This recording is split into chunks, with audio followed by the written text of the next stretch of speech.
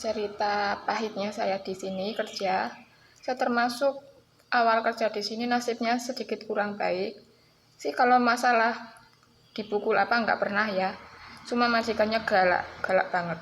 Memang majikan ceweknya. Kalau yang lainnya baik, kalau tuannya baik lah.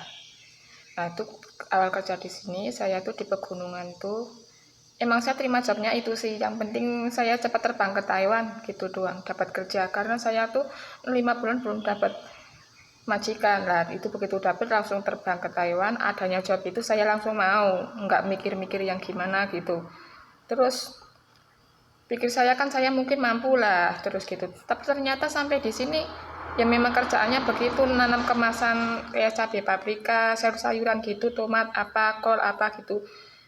Itu sih mak nggak masalah, tapi cuma tuh aku nggak dikasih istirahat siang, cuma saya tuh makan siang doang, udah nanti kerja lagi, terus nanti pulang pulang tuh paling nggak jam 6 sorean kurang lebih apa jam 5, tapi pulang tuh di rumah masih kerja ya, bersih-bersih rumah apa gitu pokoknya. Tidurnya tuh sampai jam 12 malam, bangunnya jam 5 udah bangun. Kalau jam 5 bangun itu bersih-bersih lantai bawah itu wajib ya, sama kamar mandi harus dibersihin itu. Udah sarapan nanti kerja lagi gitu.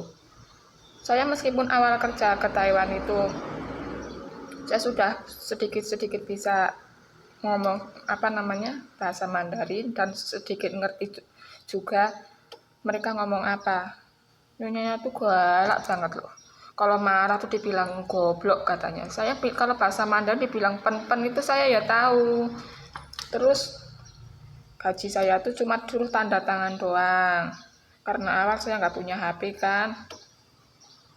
Terus saya merasa nggak betah tuh di situ karena tidurnya kurang, kayaknya badannya capek juga, pegel-pegel gitu. Karena mungkin saya belum terbiasa ya, belum pernah kerja terlalu berat seberat itu.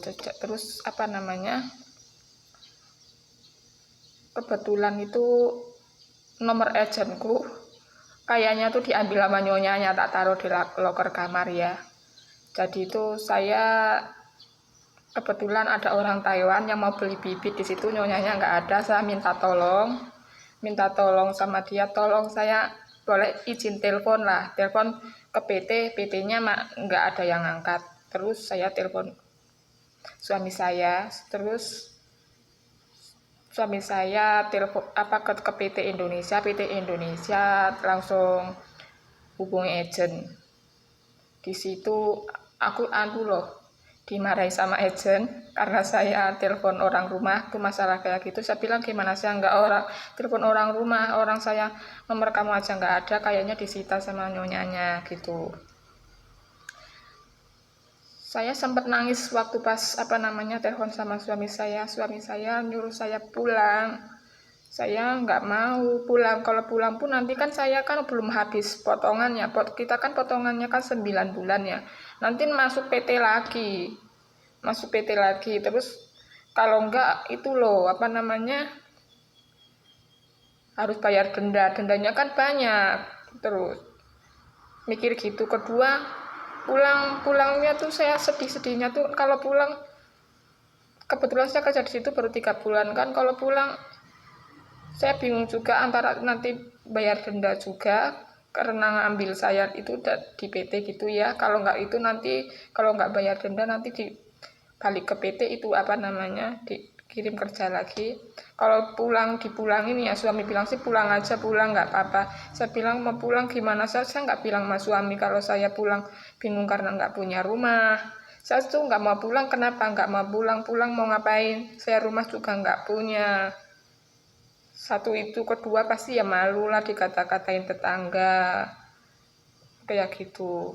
Sedihnya saya tuh di situ. Alhamdulillah meskipun saya dimarahi sama agentnya karena telepon orang rumah masalah kayak gitu, saya dicariin majikan lagi. Alhamdulillah nggak dipulangin ke Indonesia. Agentku lumayan baik lah, dapat DJI malah meninggal, itu udah baik banget. Terus kerja lagi dapat lumpuh total itu selain saya kurang tidur ya, kurang tidur karena sering fansen, bolak-balik fansen itu bolak-balik badan, terus ada sedot dahak, dia tuh udah pakai selang oksigen, makanya pakai selang di perut karena di sini udah di tenggorokannya tuh udah dikasih lubang buat nafas itu, kalau itu selangnya ada yang lepas tuh mati. Itu tuh selangnya tak jaga itu cerewet, nyonyanya juga cerewet, sering marah-marah. Saya di situ juga kayaknya aku betah enggak ya sampai 2 tahun, kayaknya enggak betah gitu kayaknya. Saya di situ juga sedih juga, kenapa nangis, pernah saya nangis. Nangis saya bukan nangis karena dimarahin ya. Saya tuh nangisnya tuh karena meratapi nasib aja.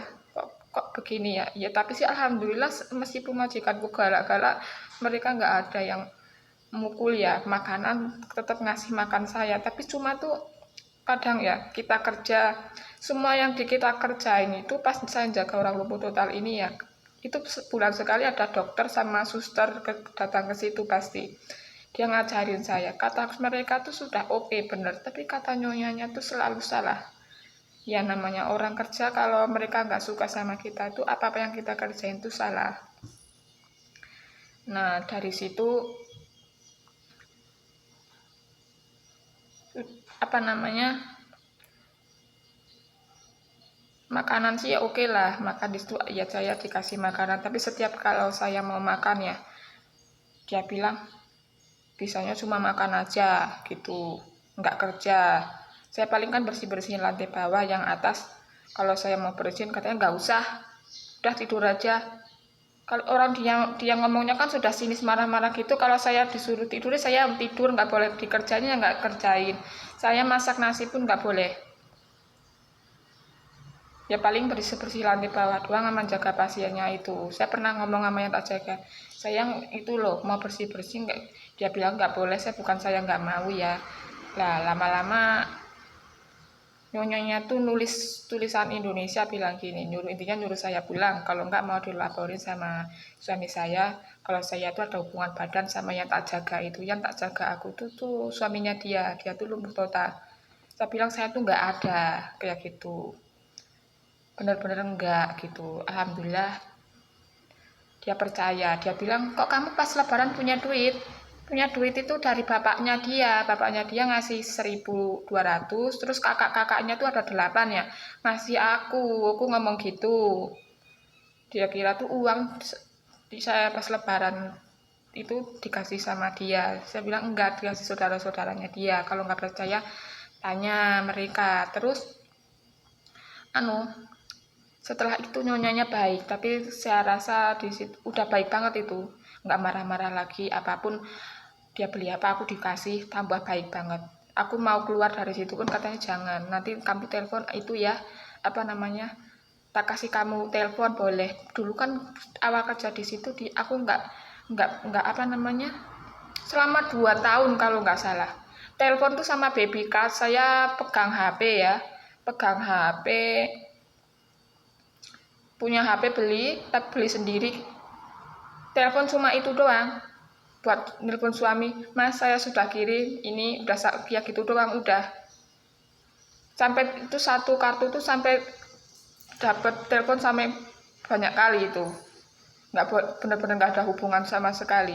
Kalau nggak boleh. Beli HP itu pun kenapa? HP-nya tuh ada airnya. Kayaknya disiram sama nyonyanya.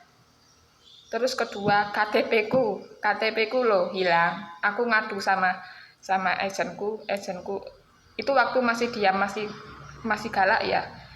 Aku ngadu sama agent, kayaknya KTP ku itu loh dibuang sama nyonyanya. Terus agentku telepon nyonyanya diam aja. Kalau dia enggak kan berarti kan kan apa namanya? Berarti dia kan diam aja nggak marah-marah. Terus saya buat KTP lagi 1.000 kayaknya itu, tapi alhamdulillah lama-lama dia baik ya.